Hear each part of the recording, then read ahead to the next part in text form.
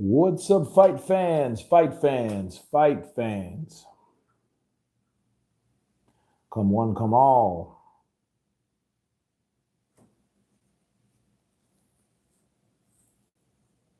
Got one on the chat. Counterpunch to you. Well, we had one on the chat. We got one like. Appreciate the one like. 3 on the chat. Let's talk, man. Let's talk about boxing. Let's talk about what's going on in the sport. We got another fallen champion, warrior, soldier, Pernell Sweet Pea Whitaker. And, hearing news like this bums me out. And because I know Sweet Pea was probably at least the top 20 best fighters. If you're going to put him in a genre of defensive fighters, a lot of people, they shine on defensive fighters, but that just shows your skill. Not everyone has the knockout power or the knockout punch or, the quickest, the better combos, but everyone has that certain thing that they're good at. And Pernell Whitaker was good at being elusive. He was probably one of the best. Everybody talks about Floyd, but Floyd had to adapt to his own style due to his own, disadvantages, his brittle hands. But Pernell Whitaker, he did that from jump. Pernell Whitaker was the kind of guy that he was fighting at a time from the 80s through the 90s, and he ended shortly in the beginning of the millennium. And I remember seeing his last fight. He fought this guy named Bjorkes, and it wasn't by KO. They said it was a KO in the fourth, but it was actually he torn his rotator cuff throwing a jab at this guy, and I guess that was his time to quit. Actually, it was on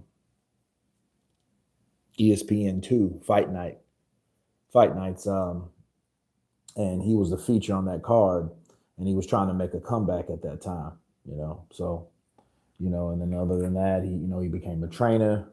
After that, he had his own battles or whatnot, but let's talk about his prime. Let's talk about what he did in the sport while he was around. You know what I mean? He was, he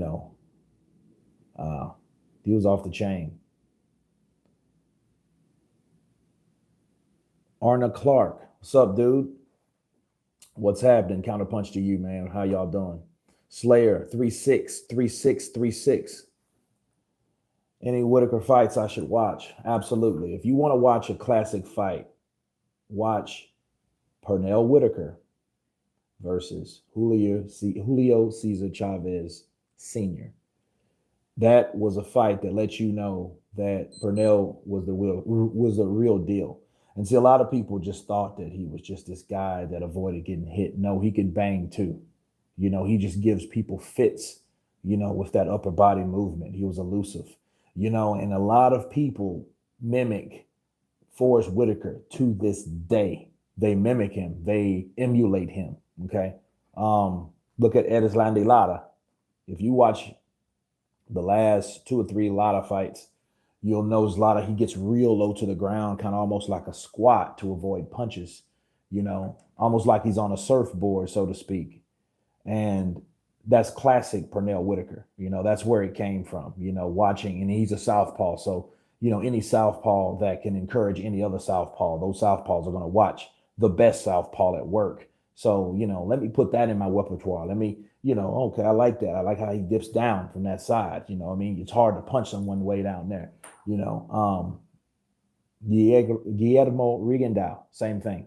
A lot of them emulate, they harness those skills. They check them out.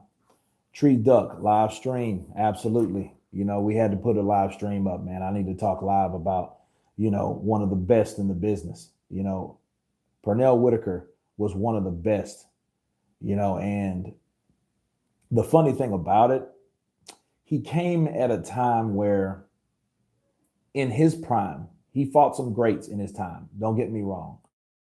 The 80s, they produced a lot of welterweights, but It was nothing like that ass end of 99 through the millennium, because then you had these fighters that were coming out of the 96 Olympics, and of course, De La Hoya came out of the 92 Olympics.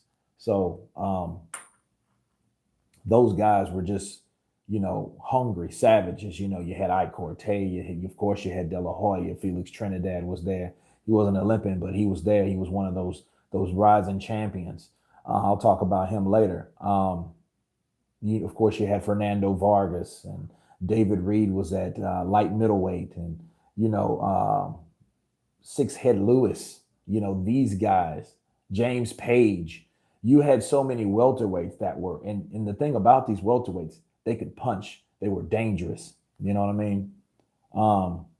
Yeah, lace them up boxing.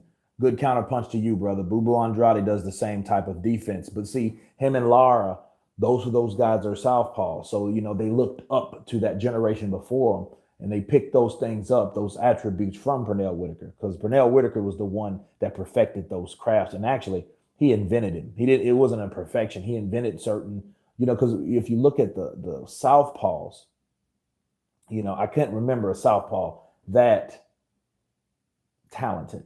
You know what I mean? Especially at that time frame. Pernell Whitaker was around where Roy Jones was around. These kind of guys. Just Roy did it longer. But, Pernell Whitaker, 84 Olympics. Actually, Roy came out the 88 Olympics, where he was robbed. But Pernell Whitaker was that good, you couldn't deny him. You know what I mean? Olympic gold all the way through. Anna Clark, appreciate the super chat, man. I'm going to keep grinding. I'm going to keep grinding until I can't no more. I don't know what else to do, This is boxing. I got a love for the sport. And again, we got to talk about Pernell Whitaker. Man, Pernell Whitaker, born in 1964, passed as of yesterday. I did the initial video and I said he died this morning. Let me counterpunch myself. It was last night. It wasn't this morning. Okay. We found out the news this morning, when people actually found out it was Sweet Pea. So I had to just, correct that, because I want to give you guys the right information, the most accurate. Where does he rank in all time of his weight class? Ooh. Oh, man. Welterweight, because you're saying it's weight class. That varies, because he was probably lightweight number 2 and number 3. And I'm going to tell you why. Lightweight, he was the longest reigning. He was the longest reigning champion at lightweight. 6 title defenses, and he was unified on top of that. So nobody has done that, and he still holds that record. So that counts for something. Then he was light welter, then light middle. And he was able to do all that being a little guy. You got to understand, Pernell Whitaker was a small dude. He was shorter than Floyd in retrospect. He was a little dude. You know what I mean? The dude was massive. And then he had like this personality, he showboated, and a lot of people don't like showboating. You know what I mean? Like, I don't care for certain trash talking, but showboating, that's something you do. Just don't get caught like Anderson Silva or somebody like that did, showboating, trying to get too carried away with yourself.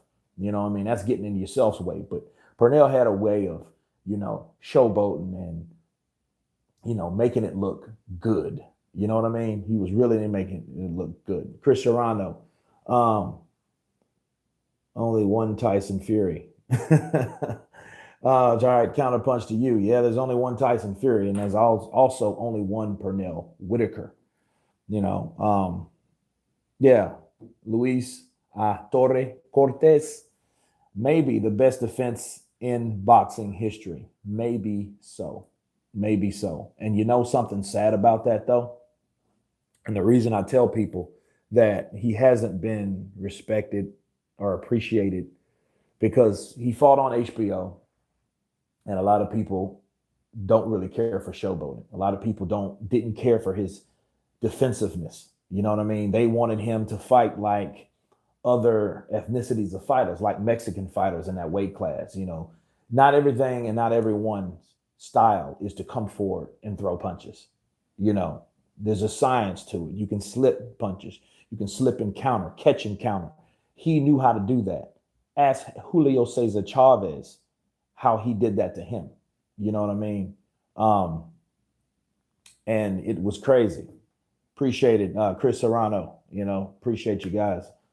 Shout outs from Germany. Nice. Glen Mountain. Yeah, man. Rest in peace. Um, rest in peace, Sweet Pea. You know, but but back to HBO. I don't think they respected him. You can tell, like, Jim Lampley, really, Harold Letterman. Harold was always, I mean, he did similar things he did to Floyd. Because, if you could tell, Floyd bit by bit got pissed and got less tolerant in each interview. You know what I mean? And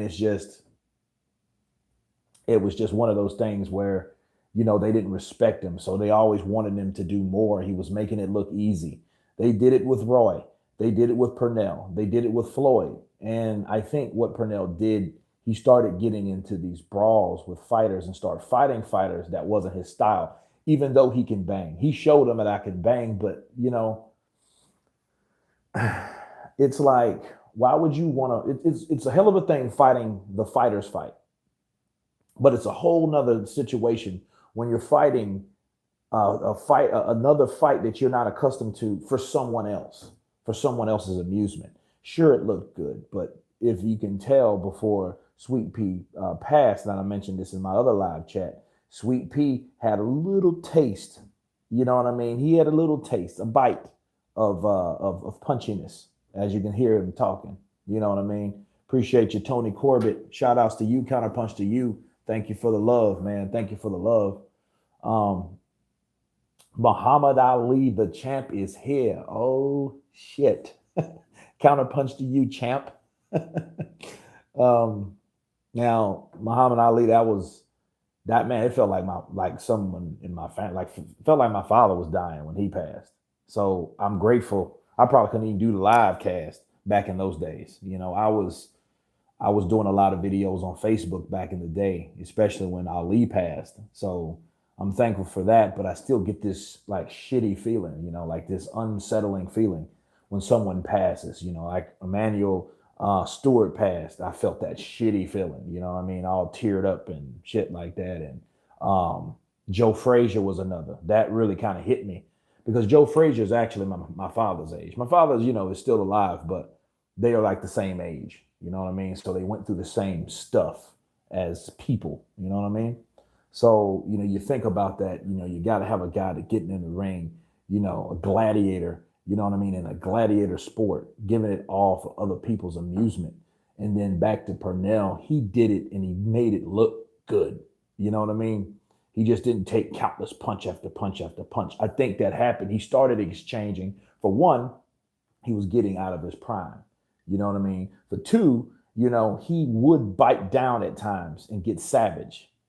Now I'm gonna tell you guys another fight. Let's see. Let's see. Slayer 36, 36, 36. I'm gonna tell you another fight you need to watch. A fight where Teddy Atlas himself said it best. A challenger and a champion is not a champion until he faces adversity. Okay. You're nothing until you meet that person that's giving you problems, that's knocked you down, that's defeating you, that's outpointing you, that's outworking you. That's when you can tell who you really are as a fighter. You know what I mean? That distinguishes a champion. And the fight I want you to watch, Slayer 36, 36, 36, is Pernell Whitaker versus Diobelis Hurtado. That fight showed you everything you needed to know about Pernell Whitaker. That fight right there, that defined who he was as a fighter. Because that particular fight, he was not winning. He was in there with a fighter, a Cuban fighter named Diobelis Hurtado. He is a dangerous fighter from Cuba. Okay, he's awkward, but he's fast. He throws these scrappy punches. And he throws. It's like he reminds me of a fighter that that he reacts and he fights with this nervous energy. You know what I mean? Like a nerve is like when he attacks, it's almost like a damn cat or something. You know, like the Acme Wildcat from Warner Brothers. You pull the ledge up, and the damn thing comes out and tears everybody ass up. Well, he's like that. You know what I mean? He is like this frantic fighting guy, and that awkward style of him was giving Pernell fits round after round after round. Pernell Whitaker really, when that elusiveness didn't work, you know what I mean? Because he was against a fighter that was tall, rangy, awkward, quick, and he couldn't react. He couldn't counter those punches because they were coming so sporadically in these weird ass angles. Watch that fight. Please watch that fight. Anyone on this cast, watch that fight. That fight will tell you the true grit of Pernell Whitaker. And that's one of those fights that'll show that he is that guy that he will sit down on those punches. He will get down and dirty. Another fight, classic. Him and Roger Mayweather. Y'all know shit about boxing. That guy. Y'all know shit about boxing. Him. That was a classic too. Classic fights, man. Classic fights defined who he was as a fighter, as a champion. You know, he definitely needs to be respected. You know what I mean? Gas Gaffa. It's a shame that we only remember these things when inspirational people die. I would pray for Sweet Pea. You know, counterpunch to you. That's very true, and it's sad. It's like any other artist, any other person. You know, people, especially when they're retired, because retired fighters don't really get appreciated enough. That's why I try to incorporate like Fantasy Wednesdays, because and a lot of times in my normal videos, I try to incorporate old fights because I want people to remember, okay, what these fighters went through in their life, in their career, echoes through an eternity. You know, people have just short memory spans when it comes to boxing. They forget about fucking Pernell Whitaker like that sometimes, like a song that you forgot until you heard it again. It shouldn't be that way. That's why I try to incorporate, hey, this fight was a classic. Let me incorporate this particular story. You know what I mean? I'll go Bill Cosby, like, let me tell you guys a history story. I do that because I want fighters that have been retired from the sport to be remembered, because they are just important as the fighters today, because the fighters today are going to retire too. They're going to retire too, and all these will be archives. All of this. You know what I mean? Yeah, the next fighter, the next fighter, the next fighter, the next fighter, sure. But at the end of the day, these guys fought. They put their blood, sweat, dedication, time, energy into the ring. Life, okay? You're never the same as when you went in. You know, you're never the same. Something's going to be wrong. Something's always, you know, you could get a concussion, or you get cut, you get bruised. Something happens to you. You will inflict some type of war wound of some sort. Even people say like, oh, like Floyd, he didn't take many punches. Well, look at his hands. He hurt himself punching other people. How you think his hands deteriorated? You know, I mean, something happens to you. You make some type of sacrifice in the ring. You do. You know what I mean? And but Chavez, Hurtado, Mayweather. Yep, that's it. Watch those fights. Slayer 36, 36, 36. You know. Oh, no problem. No problem. You know, you welcome. Watch Pernell Whitaker, because he is worth being admired, showcased, and I guess the best time to say that is now. Sad to say, but it is what it is. Muhammad Ali boxing thoroughbred indeed, showing homage. Yeah, definitely. Pernell Whitaker, tell of the tape. He had 46 fights, 40 wins, 4 losses, 1 draw, which is to Chavez, which was clearly not a draw, 1 no contest. And, 2006, he was inducted into the Hall of Fame. This guy, man, he done a lot in the sport. It's funny. I was covering a fight in Shreveport. And I was talking to Joe Cortez, and he was telling me because I was actually I brought this to his attention when Joe Cortez went off on Pernell Whitaker, and I'm trying to remember who he was fighting.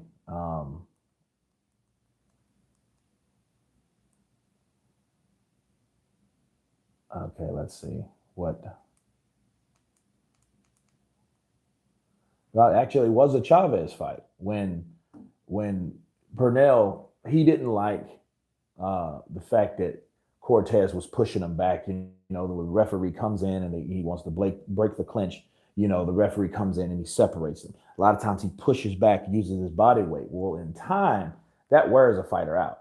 You know what I'm saying? Because everything that deals with any everything physical impacts your stamina, impacts your strength, your endurance. Everything does, you know, including that push. And you know, Pernell kind of did this, like you know, like he deflected it, kind of shoving him off. You know, and that pissed Joe Cortez off. He's like, "You pushing me? Are you pushing me?" You know, you know. And Joe Cortez was like, "Yeah, I remember that." You know what I mean? And you know, but it just showed you, like Pernell, you know, he was himself. He had, you know, that was his personality. You know, he was like, "Hey man, get off me." You know what I mean? Let me take care of this guy.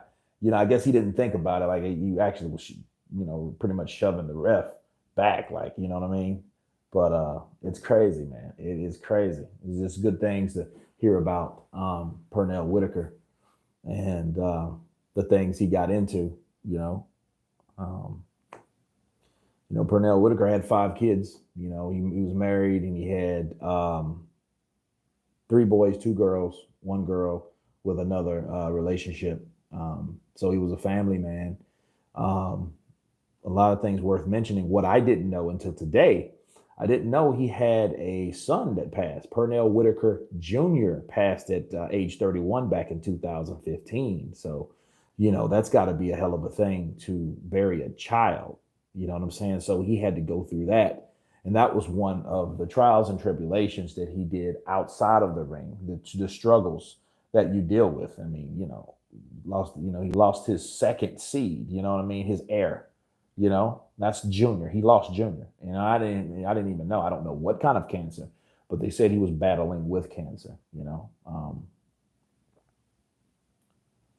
Oh, okay. How did you feel about Joyce using the shoulder yesterday, Kurt? Well, Joe Joyce is a big guy, and big guys use their advantages, and that was the advantage of Joe Joyce. You know, he used his shoulder. I mean, I think that he was in a tough fight with an experienced fighter, and that's what happens when you up the ante. When you start climbing the ladder of experience, you know, in competition, you're gonna get that. You're gonna get fights that be like, I don't know, that shit was kind of close, because Bryant Jennings is experienced. He's been in there with Klitschko, Ortiz. Um, he's been in there with a lot of fighters. You know, I mean, unfortunately, he didn't win those fights. Rivas, he's been in there with those guys, man. I mean, so someone like Joyce, as green as he is, he might be talented, but we're learning things about him. You know, he can be hit. He has flaws. He has holes in his defense. You know, that's him. You know,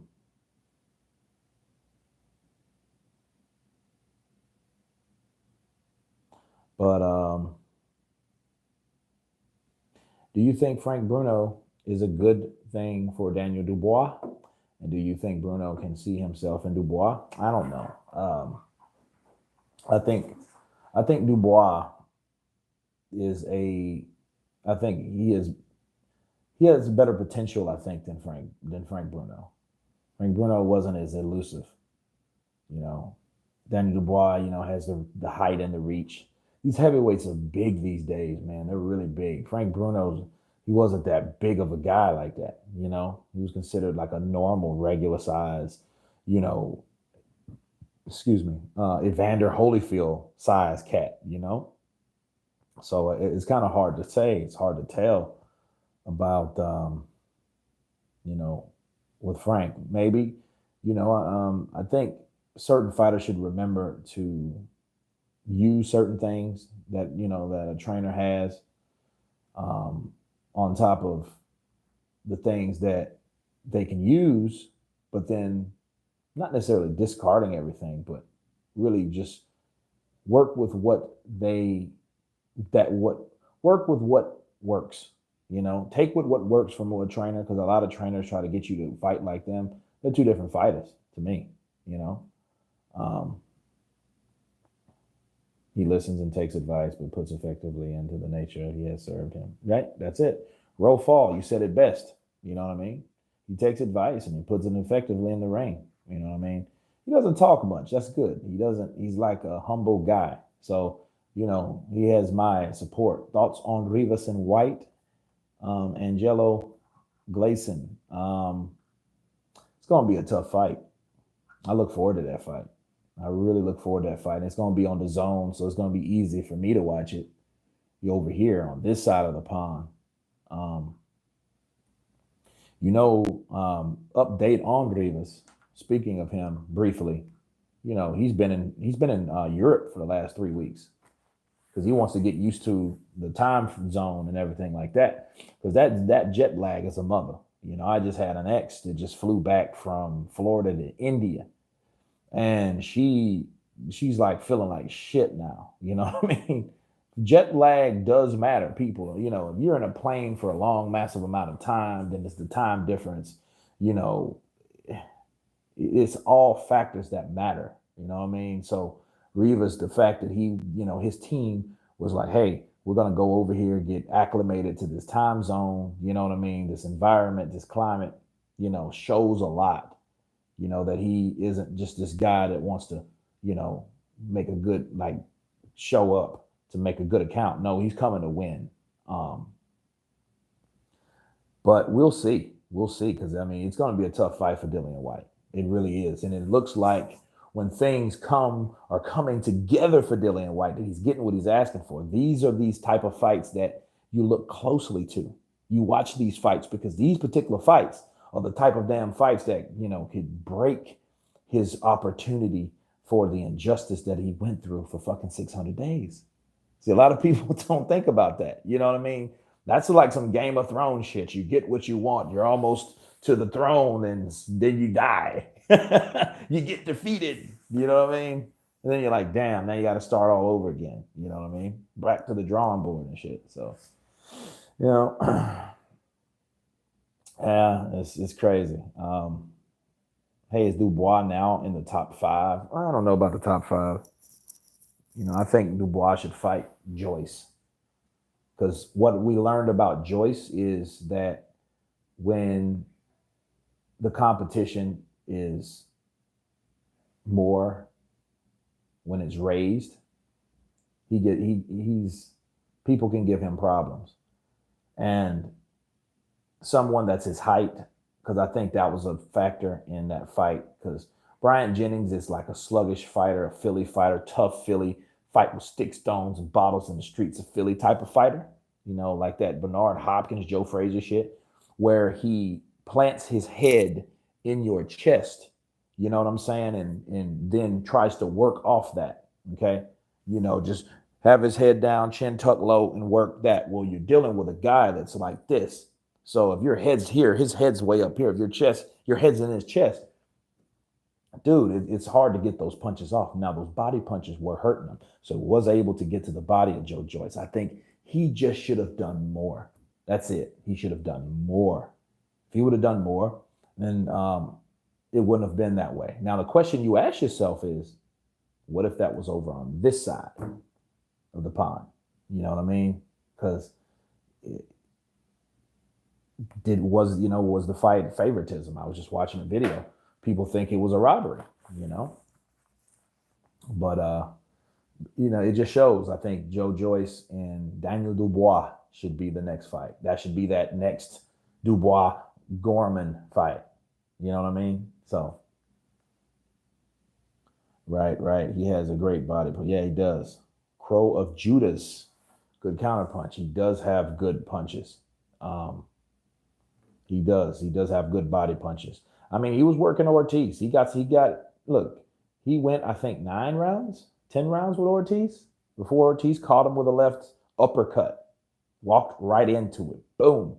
But he is a tough fighter. I mean, he always ends up on his feet. He just knew this fucking ref is going to show it. Like he just started yelling like no when Ortiz started, working him, and he knew the ref was going to come in because he knew, I'm not out, I'm not knocked out cold, but you know what I mean. I know this guy. I'm getting hit too much, and they're going to stop this fight. So Brian Jennings is a tough cat, man. He went 12 rounds with um, Vladimir Klitschko in New York City, which once again they booed Klitschko. They booed this man, and it's crazy. Um, but let's see, the scorecards were too wide, but he still won. See, that's the problem. That is the problem. Um, if the scorecards, why were they that far apart? See, that's what I just got through mentioning. What kind of referee, or what fight were these referees? I mean, these judges. What fight were these judges watching? You know what I'm saying? Like, to have it that fucking wide apart. What was that? You know what I mean? What were you watching? What the hell? To have a wide margin like those scorecards like that, no. Because that automatically tells you that it's a fix in or it's some bullshit. You know what I mean? Corruption cometh, right? So it's crazy. It's crazy. But I just think Joe Joyce just outworked him, but he did not land the better punches. I think the accumulation, the activity that Joe Joyce thrown these punches gave him the edge. I just think that Jennings just should have done more with what he did, because what he did was good. Don't get me wrong. What he did was very good, so, um, but back to Sweet Pea, let's talk about his amateur career. This cat had 214 amateur fights. He won 201 of them, lost 13, 91 by KO. You know what I mean? That's amateur style. Olympic gold, 1984. That was the same team Evander Holyfield was on. A lot of these fighters were on at that time. And they were upset. So let me look up some, like Mike Tyson, he has Mike Tyson, Floyd Mayweather. He says, "I'm truly lost for words. Sweet Pea Whitaker is no longer with us. He was a flawless fighter. Condolences to his family." Um, Manny Pacquiao, God bless Sweet Pea Whitaker and his family. Pernell showed us that boxing could be an art as well as a sweet science. Good counterpunch from Manny Pacquiao. You know what I mean? Manny Pacquiao is also a southpaw. You know what I mean? A lot of people don't understand the influence of Pernell Whitaker, especially the fight. Your forefathers of boxing. You know what I'm saying? Like those fighters that were before you. The generation, because Manny Pacquiao he's 40 years old. So he was in that generation right after Pernell. So when Pernell was leaving, and actually in 2001, Manny Pacquiao was just being noticed by knocking out Ledwaba. You know what I mean? In the same year. So, in with the old, out with the old, in with the new. But who do you think Manny looked at? Who do you think he admired? You know what I mean? Just being a short, smaller, southpaw little guy, because Pernell's a little person. I think he's like 5'7".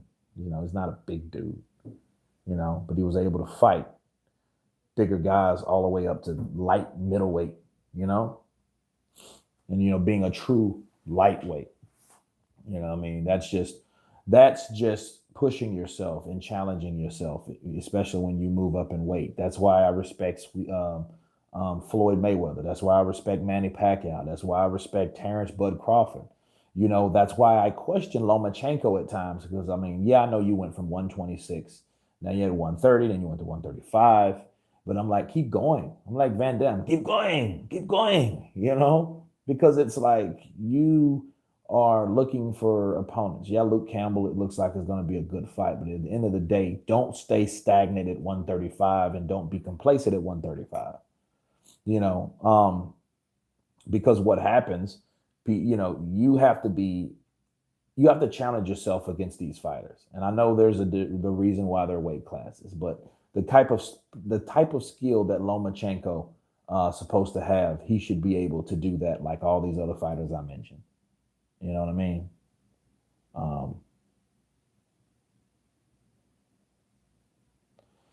Yeah, it is sad news.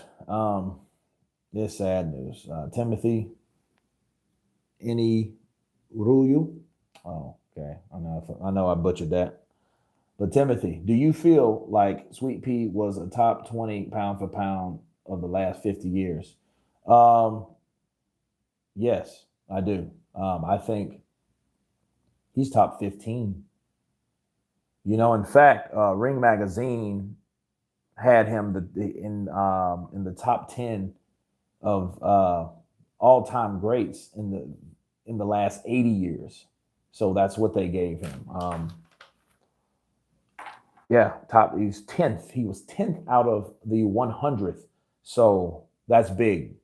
You know what I mean? Out of 100 fighters in the last 80 years, he was number 10. So he had reached the top 10, right? And in mind, you guys remember, he was the longest reigning lightweight champion. Period. 6 title defenses, unified. You know.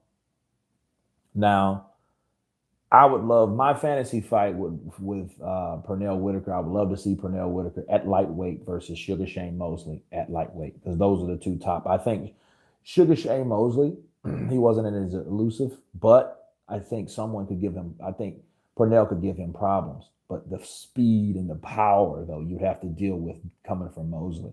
So I would love to see that fight. Oscar De La Hoya. Speaking of him, he was one of the rivals and one of the opponents that, of course, Pernell Whitaker fought in another controversial decision. Pernell Whitaker versus Oscar De La Hoya, that reminded me of, that's no different from Erislandy Lara and Canelo Alvarez. You had the up and coming popular Mexican, right? Had the dominance, had the fan base, had the money, had the fame, versus the southpaw, slick, avoided other fighter, right? Cuban fighter, Erislandy Lara, not as popular, but respected in the boxing circles, because they know that fight was that fight. Pernell Whitaker fighting Oscar De La Hoya. And then here's the thing about that fight. What people don't know, when you have it's easy. When you have a close fight, right? You don't really know how to score it. What else do you score it on? Knockdowns. What significantly happened in that fight? De La Hoya went down. He got clipped with a punch. I think it was a quick, sharp left by Pernell Whitaker. De La Hoya went down, and it was official. It wasn't like the Zab Judah Floyd Mayweather shit where it wasn't even official from Richard Steele. This was official. He took the count and everything. And then they were like, okay, even with that, he didn't even need the knockdown to win. Like, stuff like that is crazy. And then he outpointed this guy, just like Lara outpointed Canelo. The only difference between Canelo and Lara, you didn't have anything like that. Nothing that significant.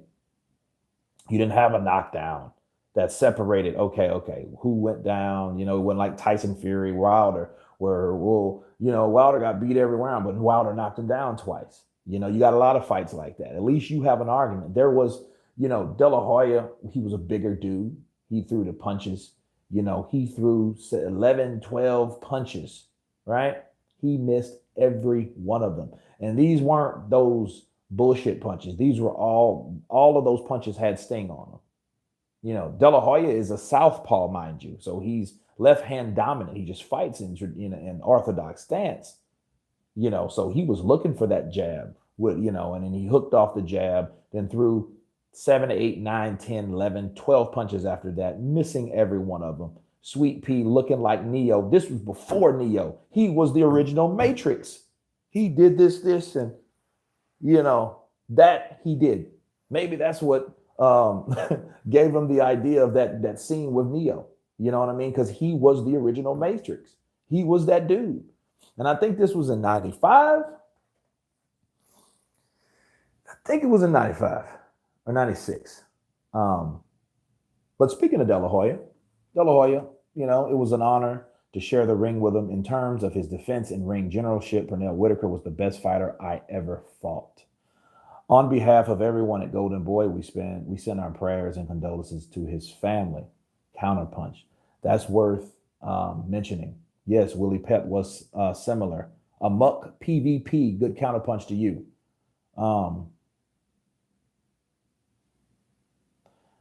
He said, I remember Dita Best. I remember De La Hoya couldn't do not but smile. Well, he didn't do too much of anything else, He might have landed a few decent rights in that fight, but understand the fight with the type of skill set that both guys possessed. De La Hoya didn't really want to overcommit. And again, when he did, he couldn't hit shit. He couldn't hit this guy. So, yeah, Pernell would give you fits. Okay. Just like Lara gave Canelo fits.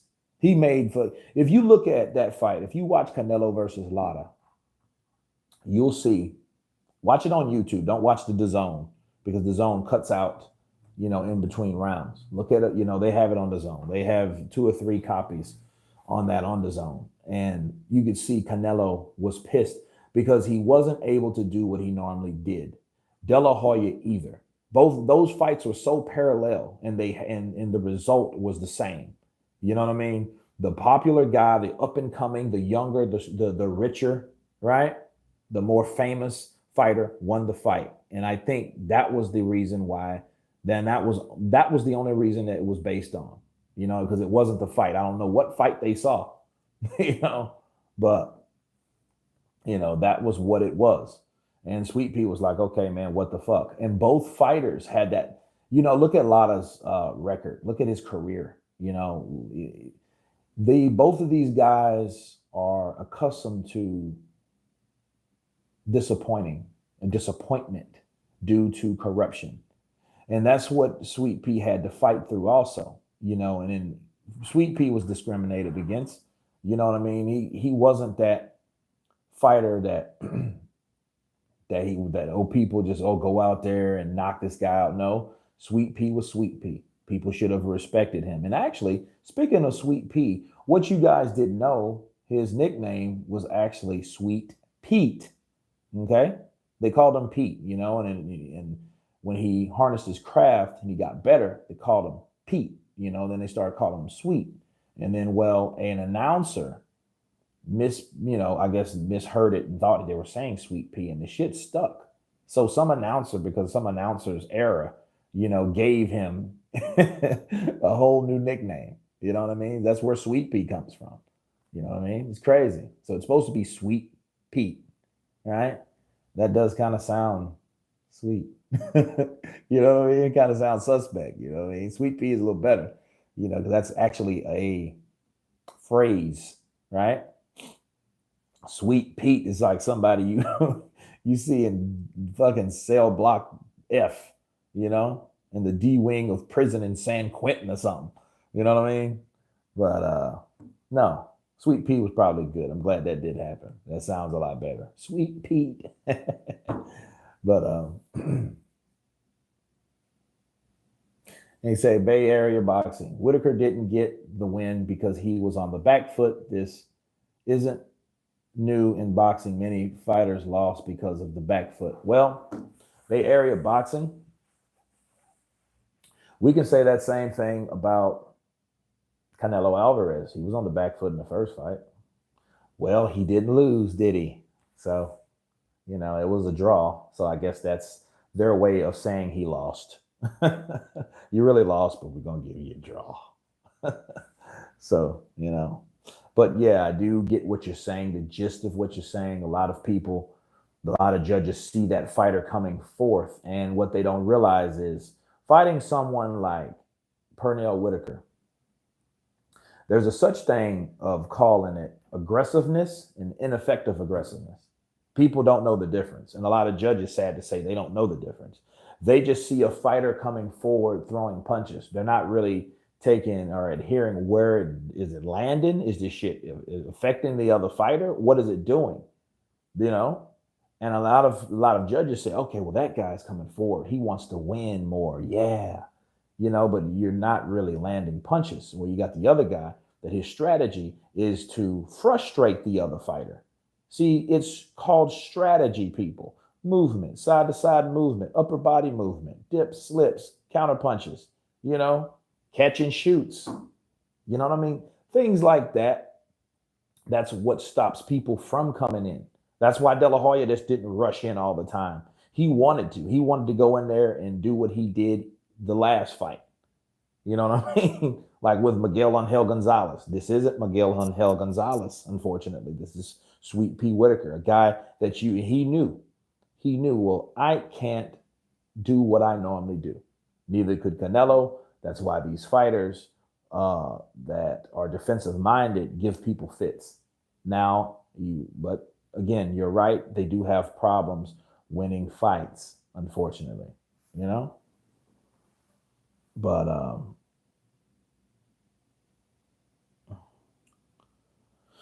okay, Nick Diaz. Pernell was in the pocket with unbelievable defense, unique to his own, plus a southpaw, so difficult to fight. Just got through explaining that. Absolutely. Absolutely. He was a difficult guy to fight. And then what happens really, fighters know the difficulty of another fighter, and then that fighter doesn't really is not on someone's list to fight. He's not on that list of people to fight, and that's when it deals with people's preference. Like, no, I don't really want to fucking fight Pernell.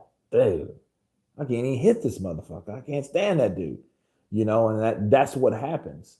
If you give people fits like that, if you have people, frustrated or the thought of fighting you, like, dude, hell no, I'm not fighting that dude again. Ask yourself this question. Why didn't Chavez fight Pernell Whitaker again? Think about that. They had a draw. Fury and Wilder is fighting again, right? Canelo Alvarez and Golovkin fought again after that draw, right? Why didn't Chavez fight Pernell Whitaker? That's the question you ask yourself, man. I mean, this is the great Julio Cesar Chavez, senior now, not junior, senior. And why didn't they run that shit back? Because Chavez didn't want any more of that shit. He didn't want to get fucked up like he did before. He didn't. He wanted no more of that. He was like, fuck that. I'm not fighting that dude because, for one, I can't hit him. This dude he's beat me to the punch, with which a lot of people think that particular fight was a fight where Pernell Whitaker was on the back foot. He was on the back foot when he wanted to. He did whatever he wanted to do. He did not, he's on the back foot, jab, and keep him outside. No, he did what he wanted to in that ring with Chavez. He gave him fits. He frustrated him. He beat him to the punch. And he repeated that process,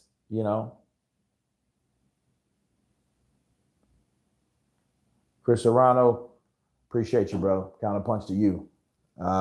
See you on the next live chat, and stay tuned.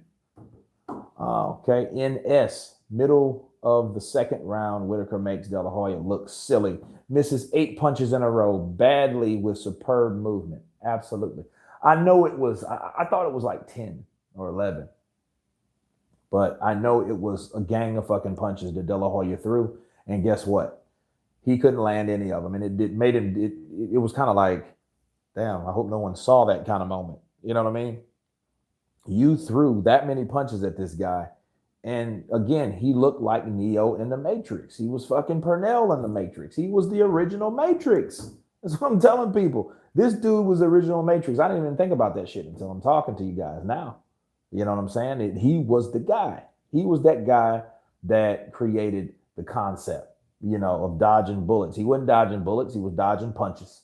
He was dodging, those blows, those bows. you know, so yeah. Source player 65, Counterpunch. See, that's right, Kurt. Many said that. I can't hit him. See what I'm saying? And then here's the thing. You can just imagine that fighters, when they get that call, when they're climbing up in ranks or when they're already at a certain level, and Pernell Whitaker comes across and they're like, hey man, we got, Sweet Pea, that Sweet Pea fight available. You looking for an opponent? Oh, fuck. You know what I mean? They don't want to do that. They don't want to deal with that type of problems. You know what I mean? No, they don't want those type of problems, man. And I don't really blame them.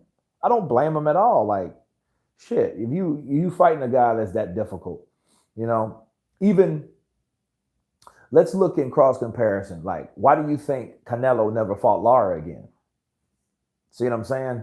Same thing, because certain fighters don't want to really honestly challenge themselves. They don't want to challenge themselves like they claim they do. Oh, I want to fight the best fighters. No, you really don't. A lot of people claim they do until they get in there with a difficult fighter. I'm like, man, fuck this. I won the split decision. I'm never going back to that motherfucker. No. So that is what it is, So it's crazy. Pernell Whitaker completely dominated Chavez. I remember feeling bad for Julio. Yeah, but you ask Julio, why didn't he try to run that back? See, if I'm a fighter, and if I'm any type of fighter with any type of integrity, I'm going to really question, man, I was in a tough fight. Did I really win that fight? But the officials gave you a draw. So you didn't win or you didn't lose. And see, this is to top it off. This makes me question this more than anything else. Julio Cesar Chavez, before going in there with Pernell Whitaker, had a flawless record, 89-0. When he left, it was 89-1 draw. That should bother me, because that means that the judges weren't convinced that you won. The public sure to hell wasn't convinced that you won. The writers weren't convinced that you won. Ring Magazine had a published magazine article called Robbed, right? And they covered that whole freaking fight. Okay. So if I'm the best, I'm the legend, right? Why didn't I want to fight that fight again? He just realistically looked at that shit like, look, I got off with a draw. I got away with a draw. Fuck that. I'm out. That's what Julio Cesar Chavez concluded with. He had to. Like, no. No quiero la revancha con él. No, you don't want you don't want a rematch. No revenge, brother. He didn't want anything. But it seems to me like that would be bothering me if I had a record that perfect. 89-0, man, that's damn near 100 fights without being beat. Then you come against a slick, black, small, elusive southpaw that was beating you to the punch, right? He ain't used to that type of shit. You know what I mean? But really, action talks louder than words. The fight was never a go again. There was no rematch or any of that shit. And because of that, that's what made me question, why did Julio Cesar Chavez, that would have been a classic fight. Think about it. Everybody knew what happened in the first fight, right? Or the draw. That would have sold massively. Strange. I'll leave you with that. Anyone these days you think could compare? I don't know, man. Because Lara wasn't as good. Lara, he uses more lateral movement versus upper body movement, which is okay too. It's just, again, when you're dealing with like defensive fighters, that's never the best solution. A lot of people would rather you block a punch, but blocking is the last resort of defense. A lot of people don't really know what the hell they're talking about. They just know what they see when they see it. They like it because I like that. You like a guy like who Golovkin take punches from pillow punches. You know what I mean? He won't take them bitches from like Lemieux. You know, people like that type of stuff, but that doesn't merit intelligence. You know what I mean? Intelligence is in boxing is to hit without being hit. You know what I mean? So if a guy's punching you, it's better to move to the side or weave to the side. You know what I mean? Than to block and take the impact of that punch.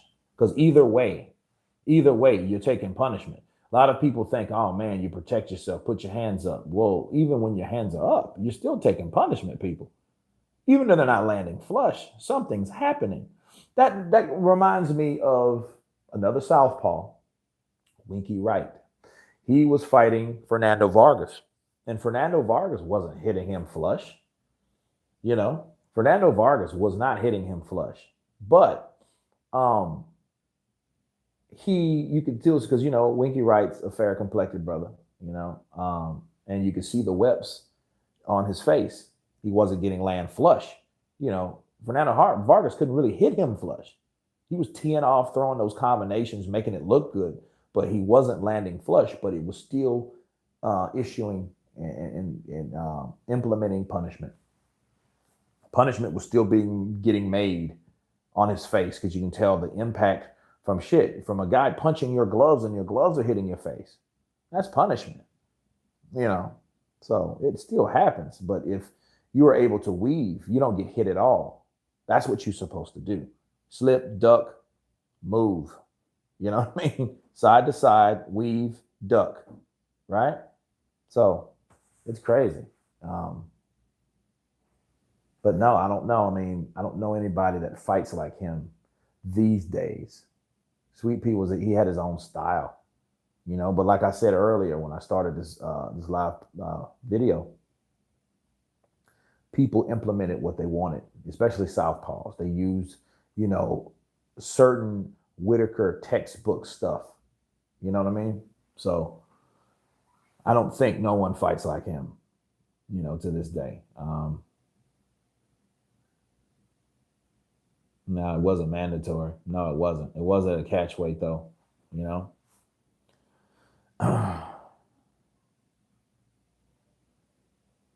Mayweather Jr. sparred with Sweet Pea and caught him. Yeah, that's Mayweather. But think when did Mayweather come about?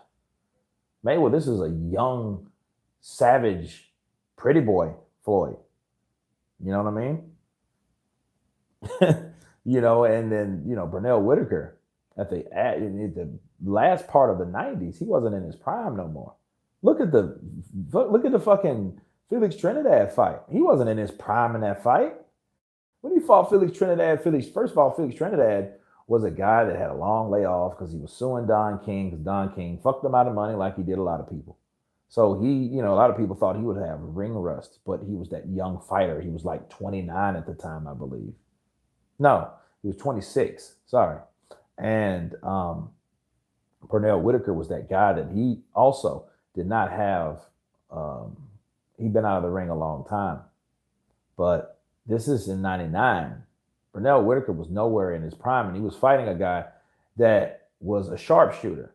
Felix Trinidad, his punches were thudding blows, and Trinidad will trick you with his speed because he doesn't throw all of his punches with the same speed.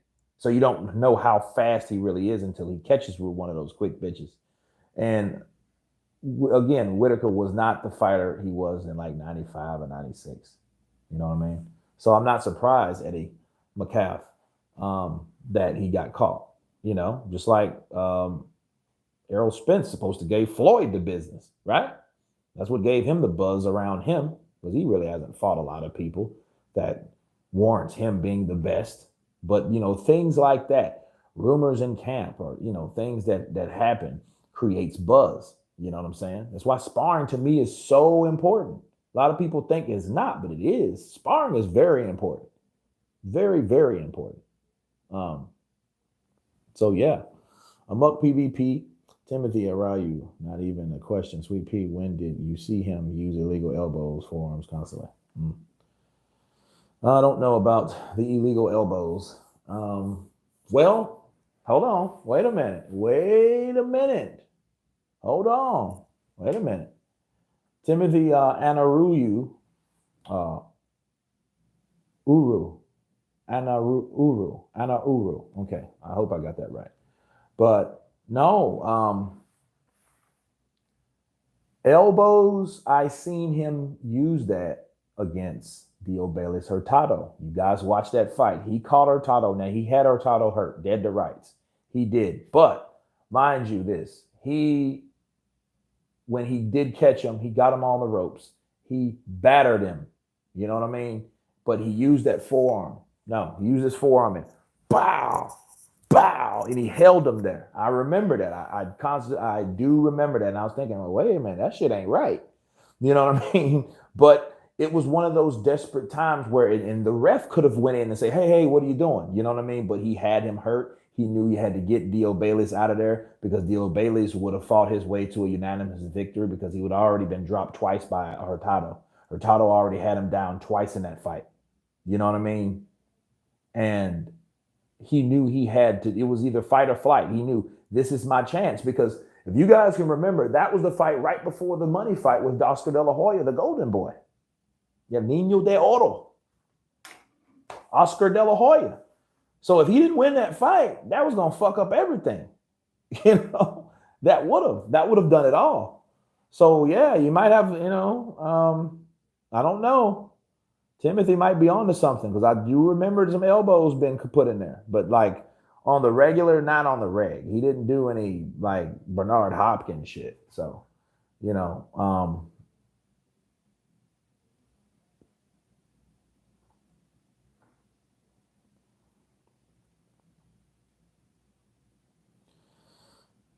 hey Kurt, you making me laugh with Tyson Fury impressions. You should try White and Wilder. You also do good Ruiz. Yeah, Ruiz is a trip. He's like that humble ass teddy bear voice and shit.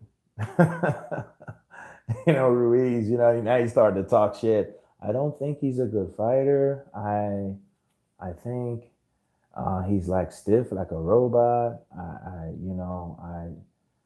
He's not a good fighter. I'm gonna do it again. I just see too many holes in his defense. But again, I'm calling the shots now. It's my time. I have demands. I am so happy for my family. Al Heyman. He's a trip. He is a trip. He's a big teddy bear. That's why a lot of people didn't really take him seriously. He fucking tricked everybody. Ruiz tricked everybody, man. He deceived every fucking body. He came in like, I'm just thankful. Here's my Snickers. No, Snickers is satisfaction. Right? Yeah. I don't know. I mean, he can win, Ruiz can win if he does the same shit he does before. If he gets if he does the same thing Anthony Joshua or if he makes the same mistake Anthony Joshua made, he can get caught too. That was a fight that he knew that Joshua can hurt him but Joshua didn't know that Ruiz had that capability in his punches. You know what I mean? And then unfortunately he learned the hard way. The real hard way, right? But yeah, there's no one like Pernell Sweet Pea Whitaker. Funny thing about it, he took care of his family, and it made me question, like, what did he do with his money? Because he bought his mom, a house when he turned pro, and then he kicked her out like after he retired. I'm thinking, like, what the fuck? You turned pro in like '84. You fought for like 15 years, like. You couldn't pay that motherfucker off? Like, what house did you buy? Or would you buy her the White House or what? What type of house was this? Because it was like they owed back taxes on the house or whatnot. And another family member stayed in there. You know how that goes. They fucking pile up in there like he made a touchdown or something. But no, I mean, I think that it was something he was doing with his money, man. I mean, but also, to be fair, boxers didn't get paid like they get paid today. If he fought today, he would make a lot more money. You know what I mean? So it just shows you that maybe, But fuck, dude, in 15 years, how much money you think Pernell Whitaker is worth? Hold on, let's check. Let's check this shit. I gotta check this. What's Pernell Whitaker's net worth? Okay. Normally, Google would just tell me, but okay.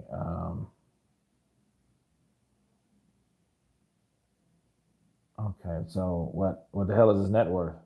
You're not telling me anything. Not giving me a ballpark figure. Okay.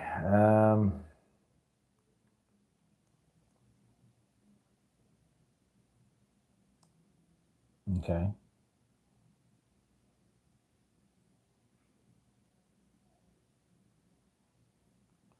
Okay. I don't. Pernell Whitaker's net worth. Okay. That's weird. All right. Let's see what this says. Fuck. 250,000. See, that's what I'm talking about. Like, what the fuck? Net worth of 250,000 at the point of his death? That's the point of his death, though. Like, how much money did he make throughout that time? See, it's not really showing that. So I don't know. Like, that's fucking crazy. And then again, it makes me question, like, how fucking much was this house?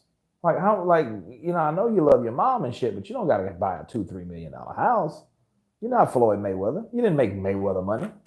You know what I mean? It's crazy. Um, could be awkward. Yeah, let's see. Oh shit. Source player 65. Wow. Well, yeah, it wasn't a financial genius. Yeah, you couldn't hit him as well.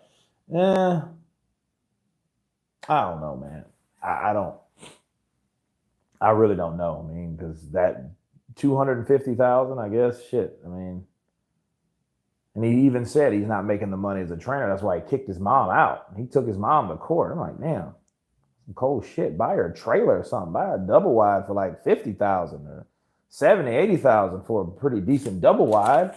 Fuck, a condo or something. Don't do that. Like, I don't know. I mean, and I don't think it was his mom. I think if he had other family members in there, what is his mom going to do at 73? She ain't going to work, but I bet you it was other people in that family that could and didn't. They were just like, oh, fuck it. I'm Sweet Pea's cousin. Fuck yeah. I'm going to sit in this house and scratch my balls and eat cornflakes. You know what I mean? That's what I'm going to do. Sweet Pea was like, hell no, you're not going to do that. You're not going to do that today.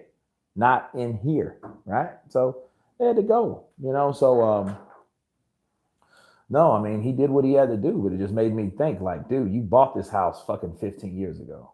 You know what I mean? That's crazy. Boxer doesn't equal financial genius. Sure don't. Nat Murphy counterpunch to you. It sure the hell don't. Obviously, right? No. He did hit the crack pipe. So now, source player 65. I don't know. I know he did coke. I don't know if he was a crackhead. I know there's a little line there, not a big line, but I know he was convicted of cocaine use. They didn't specify crack cocaine. They didn't see him like Tyrone Biggums from Dave Chappelle. You know what I mean? He wasn't just like, you didn't find him all like Pookie from New Jack City. Just, they didn't see him like that, but I mean, he did coke when he was boxing because he failed a drug test. I do remember that. I think this was before the Trinidad fight, so this was around 97, 98. He was dipping a little bit. He was dipping and dapping. He was Tony Montana. He was doing a Tony Montana, Antonio Montana. That's what he was doing. So don't know. Maybe it was drugs. You know what I mean? You got to think about it too. You had other guys that did coke, like those boxers. David Benavidez. He's a current fighter. He's fighting shortly.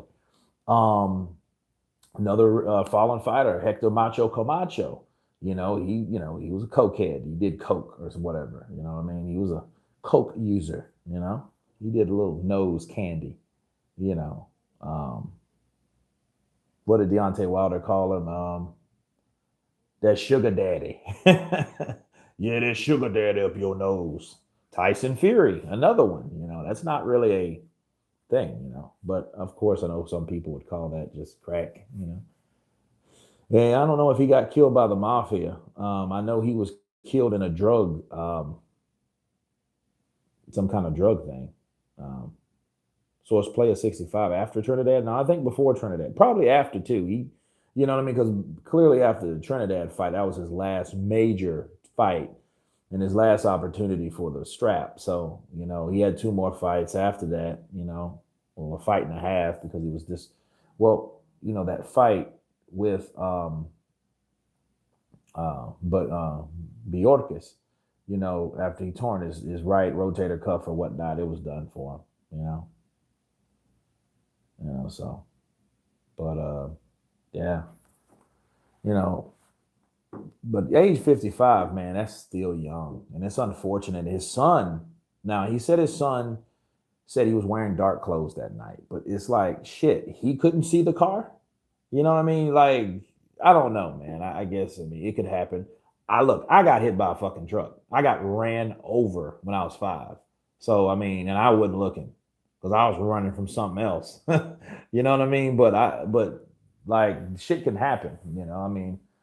That could have happened to me. It could have happened to anybody. It's just an unfortunate incident. Now, the positive thing about this is that it wasn't like related or linked to drugs or alcohol abuse or anything like that. It was just some freak nature shit. It just things happen. You get killed walking your dog, right? You get hit by a bus, a truck, a car, people. So these things happen, man. It's just unfortunate. That's why you got to be careful. You got to really be careful these days. Cautious. You know what I mean? Duran versus Whitaker. No, he would have fucked Duran up because Duran is a fighter similar to Chavez in a sense. Too many holes in his defense. Pernell Whitaker would have easily beat Duran. You know what I mean? And then really, I wouldn't even really want Duran to fight Whitaker, especially out of his prime, because he would have just ate him alive. No, mm-mm. Mm-mm. No, no. Source Player 65. I lived, yeah, I lived near P in Virginia Beach. He always had a crew around. Yeah, and a crew, an entourage, a clique, a squad. Look, like you guys are my Counterpunch squad. But it's like if all you guys were hanging around me and gals, if all you all were hanging around me, okay, and then I was the dude that supplied the money. I had to take care of all y'all. You know what I mean? We'd hang out at the crib, my mansion or whatever. But yeah, I gotta buy Chick-fil-A. I can't buy Chick-fil-A for me. I gotta buy Chick-fil-A for everybody. Shit, that's $300-$400. Depends on how many of you cats are around me all the time. So yeah, that costs money to keep that type of popularity. You know what I mean? So yeah, so but yeah, man, it's the entourage is a money sucking thing. But yeah, it's crazy, man. It's just crazy for Pernell Whitaker. Um, hmm. Just I don't know, man. I just hate when this type of shit happens. You know, but one thing we can do as fight fans, we can admire his work. Luckily we do have things like YouTube and the internet, and I still have some cassette tapes, not cassette, but VHS tapes of Pernell Whitaker. Matter of fact, on my kitchen table, I have a VHS tape of Trinidad versus Pernell Whitaker, and I walked by it a few days ago and thought about it, and it's still there because no one really uses VHS. You could get a combo, I think, still various places. You might can pick one up at the pawn shop or some shit, you know, because I don't even think they sell them anymore. Like a new one, So, but yeah, that was a very good fight, and that actually was the that was Trinidad's reintroduction into welterweight, because again, he was off for a long time. Still an undefeated fighter. I think he was 33 Wins, no losses, no draws, 29 by KO. And then he fought Pernell Whitaker and fought him to a unanimous decision. And he was the first person that beat Pernell Whitaker, actually. Like, actually beat Pernell Whitaker. Because a lot of people, oh man, they get wins against him, gift wins, gift decisions, controversial decisions, but no one has clearly beat that man. Pernell Whitaker used to have a saying, and he used to tell Harold Elderman this. He was like, well, when are you going to stop fighting? He says, shit, until somebody beats me. He says he has this little gold tooth right there. You know what I mean? Until somebody beats me, And Whitaker was outspoken, man. That's one thing, too, that I haven't discussed, man. Whitaker was one of those guys that he said whatever was on his mind, like Keith Thurman, all them cats, Tyson Fury, whatever, Deontay Wilder, even. He said what came on his mind. Like he said, like if I fight De La Hoya again, I would knock him out because he knew he had to. You know what I mean? And I think that's what in that last part of the '90s, when he was fighting guys like Roger Mayweather, which was a top welterweight at the time, he knew he had to fight those type of fights because he knew he was pressured to fight that kind of way. He was pressured to fight that kind of way. You know what I mean? Yes, Trinidad beat him, but Trinidad was the only person that beat him, Source Player 65. The only person that decisively beat him. Let's put it that way. But no, he knew that it was him against the world of boxing, the world of spectators. They were against him. They weren't for him. People only looked at his skill set as an obstacle of difficulty, like a hassle to them. You know what I mean? Like, oh, fuck, this is a hassle. It's too thick. I don't want this or whatnot. So, instead of realizing, hey, this defensive genius that this guy possessed, he was the man. You know what I mean? Yeah, you say, yeah, exactly. The fans know who won. Shouts out to Source Player 65. Counterpunch to you. That's all I care about. Like, those are those type of things where if you got used to people fucking over you, kind of got, tough skin towards it. You know what I mean? I'm just surprised he didn't make more money because again, that $250, that couldn't have reflected what he made in 15 years. No fucking way. You know what I mean? No. I think what Ludabella, no. Luduva, I think. I don't know who his promoter was. I think it was the Duvas. I want to say it was the Duvas. But no, Pernell Whitaker though. Man, it's just crazy. It's crazy how this shit happens and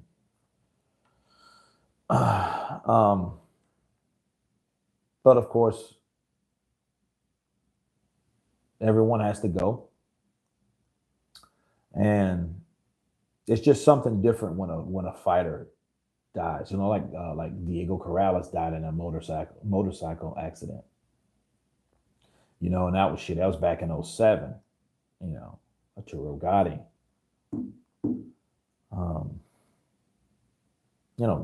Vernon Forrest. It sucks when any of that happens. You know what I mean? But the 4-time Hall of Fame fighter, Pernell Whitaker, will be missed, will be appreciated. And I think that we should take this time, this week, this month, to remember him again, watch his videos, watch the talent that he possessed, because everything he does now or done is written in history. And like he said, the fans, such as us, know who won those fights, but we could see him as a warrior, as a fighter, as a father, as a brother, as a son. And he will be missed. But anyway, guys, that's me wrapping it up on Pernell Sweet Pea Whitaker. Again, after this stream, I'm going to put some links below so you guys can check out some of his highlights. I'm going to put some full fights if I can find them so you guys don't have to look for them. Especially the ones that I mentioned, Hurtado, Chavez, De La Hoya, and of course, you guys, it was fun chatting with you. I got to split, got to lay down for a while. I've been up since early. Again, please subscribe. Thank you guys for coming. And you guys been Counterpunch. Peace. And rest in peace, Pernell Sweet Pea Whitaker.